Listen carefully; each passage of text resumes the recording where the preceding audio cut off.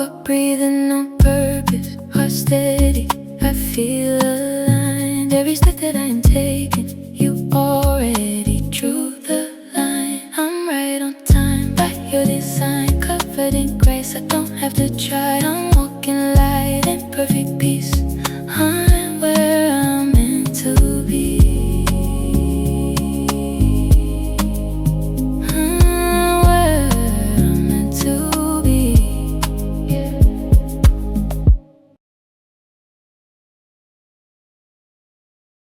You're calling it loyalty, but it's self-abandonment. Welcome to Unfiltered. Today, we're going somewhere uncomfortable because some truths don't heal until they are confronted or until they confront us. And this is one of them. Sometimes what we call loyalty is really self-abandonment. Sit with that. Because I think many of us, especially women, have been taught to glorify staying. Stay patient, stay understanding, stay forgiving, stay supportive, stay available, stay. Even when staying costs pieces of yourself. And somewhere along the way, we started calling that strength, when sometimes it was self-betrayal.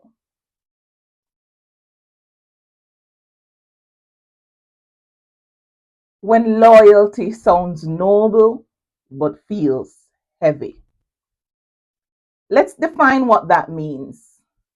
Loyalty is beautiful, but loyalty should not require losing yourself. If your loyalty keeps demanding,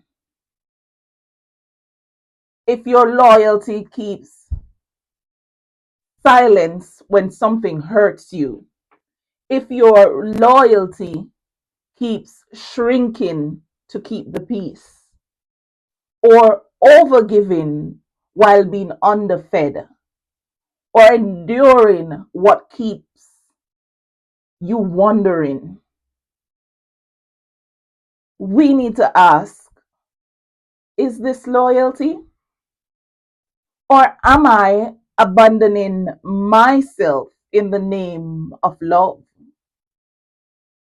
That's different, very different. Women are praised for self-abandonment. Let's be honest.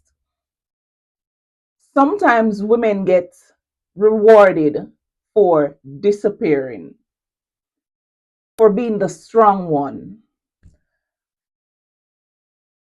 for being the understanding one, the accommodating one, the one who absorbs everything. And people call it virtue. But you consistently have to leave yourself to keep relationship functioning. That is not love. That is survival. And many of us were taught that survival we can call it devotion. Or we're taught that survival is devotion. That's a hard truth. What self-abandonment looks like. It doesn't always look dramatic. Sometimes it looks subtle. It looks like saying, it's fine, when it isn't. Staying quiet when something matters. Explaining away disrespect. making excuses for repeated behavior, convincing yourself they didn't mean it. It's not that bad. I just need to be more patient. No, sometimes patience is wisdom, and sometimes patience is permission. Big difference. The cost of leaving yourself. Every time you override your truth, you teach yourself not to trust your own knowing. And that costs. It costs self trust, it costs peace, it costs confidence, and it costs emotional safety. Because when you keep leaving yourself, eventually you don't know how to return. And that's where resentment starts. Not just towards others, but towards yourself. Because somewhere inside, you know you've been betraying what you feel. Loyalty to others cannot come before loyalty to yourself. Now, this right here, write this down. Loyalty to others cannot come before loyalty to self. Because what is loyalty worth? If it asks you to disappear, what is it worth? Real love doesn't ask you to abandon yourself. Real love can hold truth. Real love can hold boundaries. Real love can survive honesty. Anything that can only exist in silence of yourself needs examination. Sometimes being the bigger person is just self neglect. Whew. Let's talk about that phrase, be the bigger person. Sometimes that's maturity, yes? And sometimes it's code for tolerate more. Sometimes being the bigger person has meant swallowing things you should have spoken up about and calling that peace. But peace built on self neglect isn't peace, isn't suppression, or isn't it? Forgive me. Let me say this again. It isn't peace, it's self suppression or suppression, period. I came across something once and it stayed with me. I stayed silent to keep the peace until I had to ask myself, whose peace am I keeping anyway? Because if the peace always costs my peace, that isn't peace. That is self abandonment dressed up as maturity. And a lot of us have confused those two. Sometimes silence is wisdom, and sometimes silence is self eraser. Knowing the difference changes your life. What returning to yourself looks like. So, what does it mean to stop abandoning yourself? It means believing what you feel. It means honoring what hurts. It means letting discomfort feel or letting discomfort tell you something.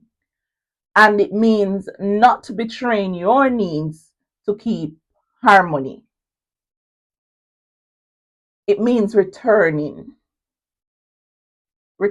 to your voice, returning to your boundaries, returning to your discernment, returning to yourself. And maybe for some of us, that's the real healing. Not because someone knew, or not because you, what did I just say? Not because you became someone new, but because you return or you are returning to who you were or who we left.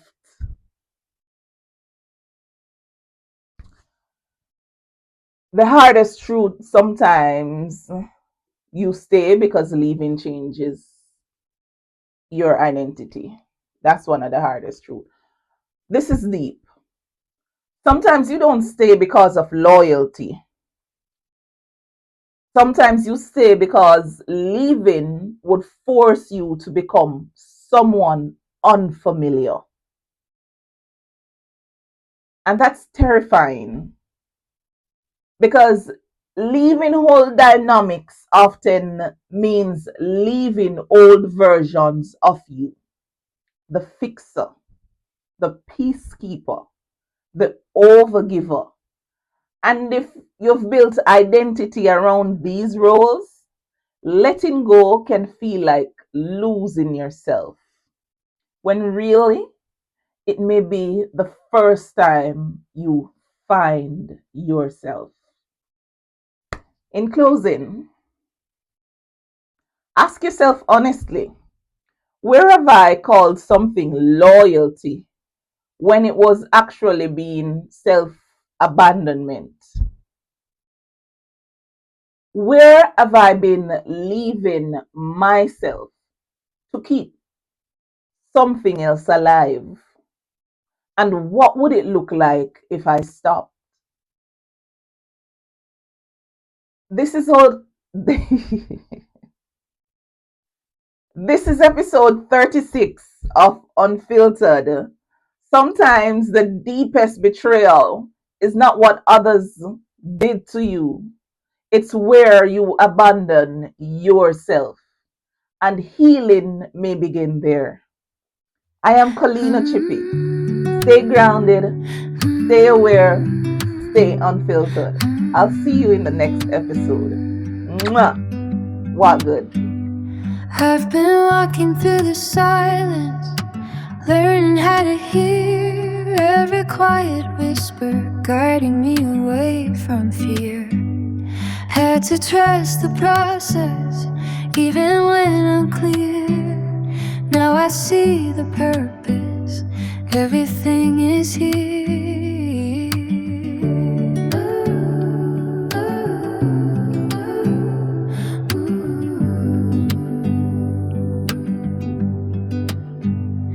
No more second guessing what was placed in me. Every step is ordered, even what I